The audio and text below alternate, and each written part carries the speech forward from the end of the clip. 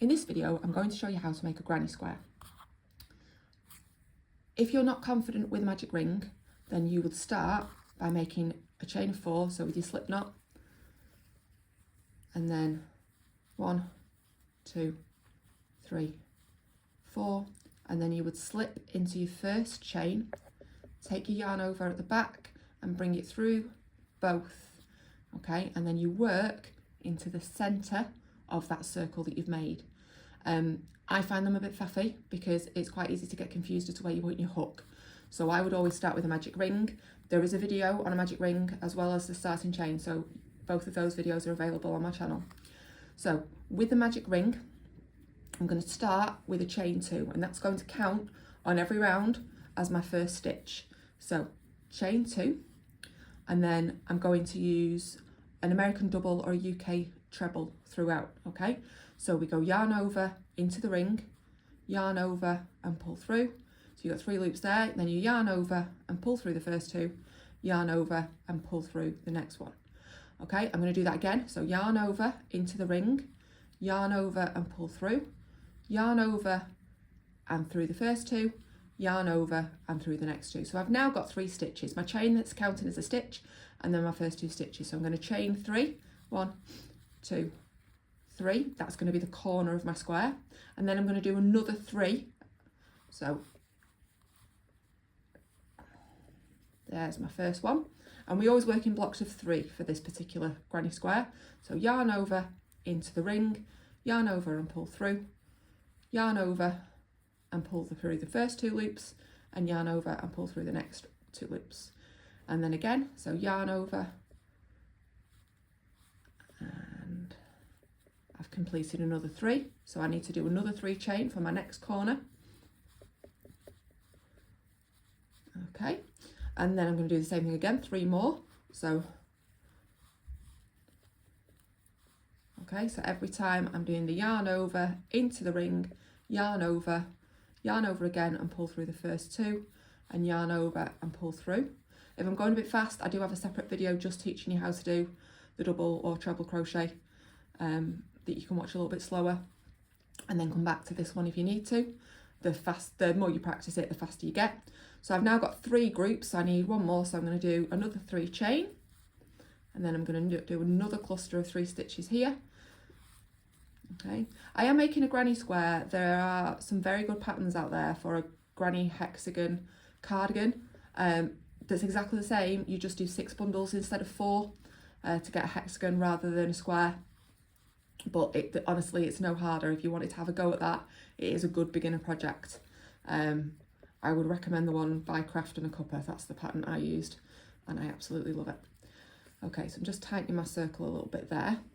So I've now got 1, 2, 3, 4. So I need 3 more chains. 1, 2, 3, and I'm going to slip into my starting chain. So you remember I started with a 2 chain. I'm just going to slip into the very top.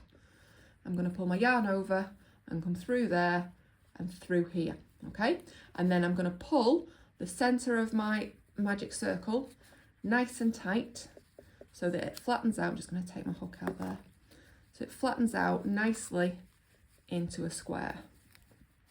Okay, so if you've done a crochet chain to start instead of the magic ring, you've got no control over how tight this centre gets.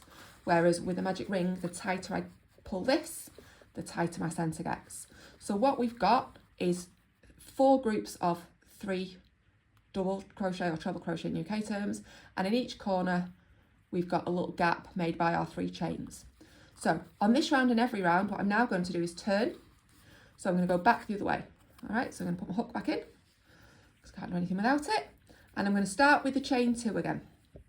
And I'm going to work into that chain space here. So I'm going to chain my 2 as my first stitch, and then I'm going to do it into here. So again, I'm going to work 3. So in every corner on this round and for every round from here on in, when we get to a corner, we do 3 doubles or trebles in UK terms, 3 chain, and then another 3 doubles into the same gap. Okay, and that always makes our corners. I always then do along the sides a chain 1 between trebles. I find it a little bit easier on future rounds. Not everybody does. Doesn't make a huge difference to the pattern.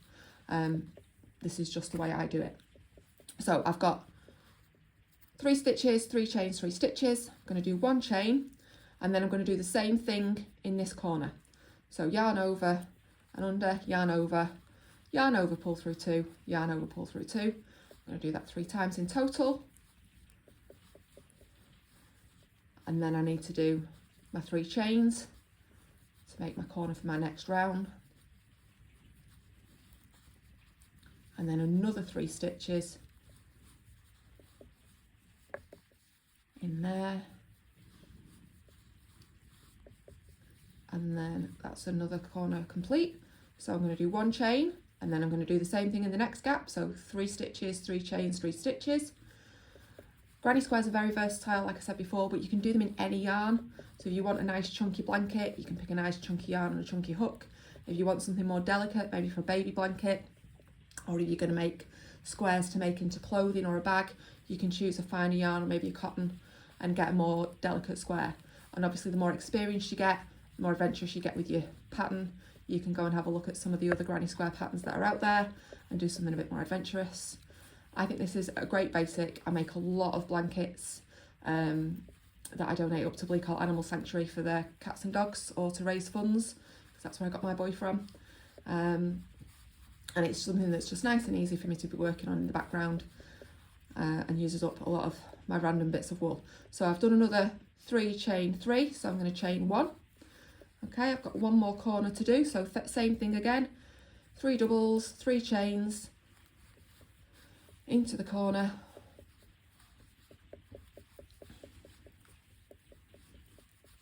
and then we'll have completed our second round.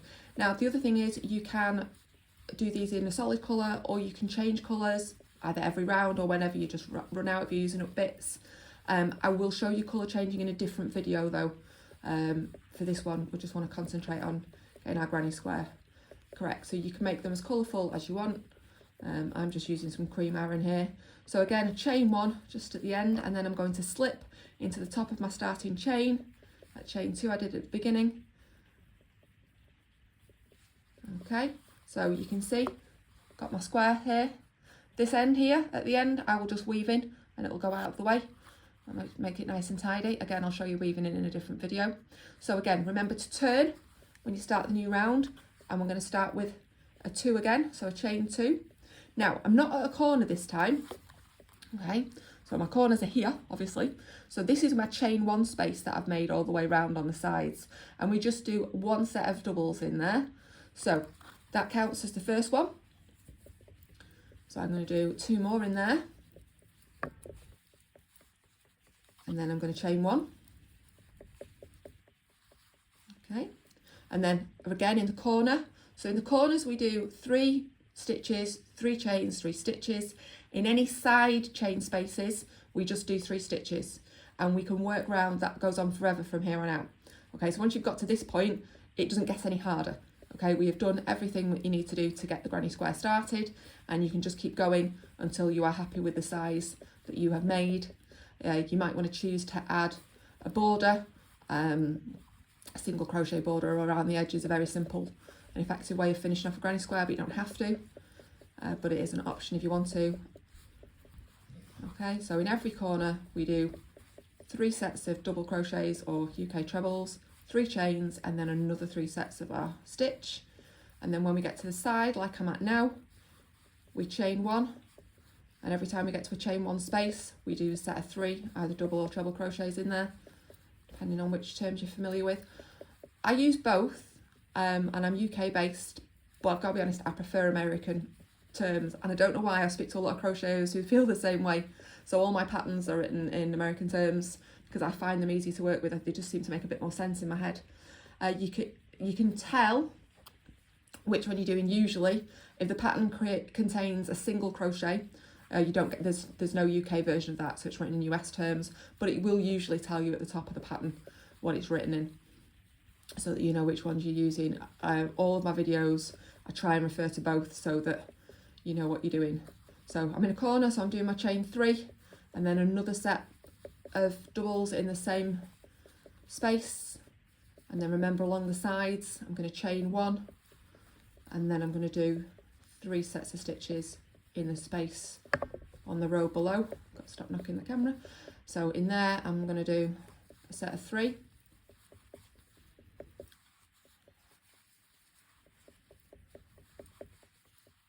and that's my third one. Okay, it's got quite a nice rhythm to doing a granny square. Like I say, if you've had a long day and just want something easy to do, this is a good background project, but it's definitely a good starter project. So chain 1 I've done, so chain 3 in here, not chain 3, these are 3 stitches, not 3 chains. So these are 3 doubles, and then I'm going to do another 3 chain because I'm at a corner. So 1, 2, 3, and then 3 more stitches in there. 2. Just going to pause and show you where we're at. I'm going to do my chain 1 first because I have a tendency to forget to do them otherwise. So this is how my square is shaping up. You can see where I started. Okay, I've got one more side to do here, and then a corner, and then to meet here.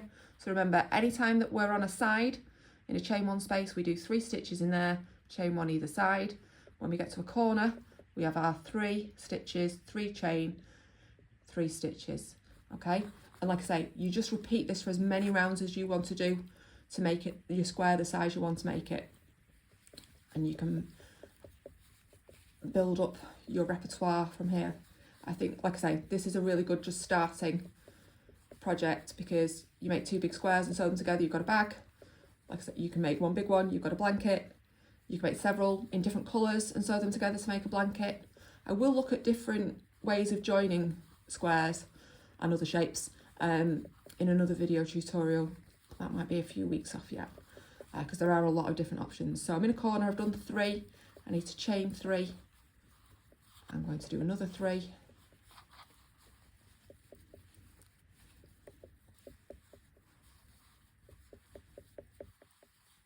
One more, and then remember to chain 1 because I'm along the side, and then I'm back to where I started. So I'm going to slip it into the top of my starting chain, take my yarn over, bring it through and through that one. Okay, and there is my square at this point. All right, so remember, if I was going to carry on, I'm not, I am going to stop. I would need to turn, chain 2 and carry on going back the other way. For me, I'm going to stop here. You might find sometimes, particularly when you're new and your tension is a bit wibbly wobbly, that it doesn't, this is a very nice flat square. My first one was not quite so flat, it was a little bit uneven. We can do something called blocking. It doesn't work perfectly with acrylic, but it works very well with wool and cotton yarns, or anything that's got a kind of an open pattern like this, where we get it damp, we pin it out on a foam mat, and as it dries, it will dry into shape. If you're going to sew squares together into something else, quite often they'll even out a bit as you sew them anyway. So don't panic if your first attempt at a square isn't quite as even as mine. That's very common when we're starting out. But from here on in, you can make as many squares as you want, in as many colours as you want, and whatever size you want. Enjoy.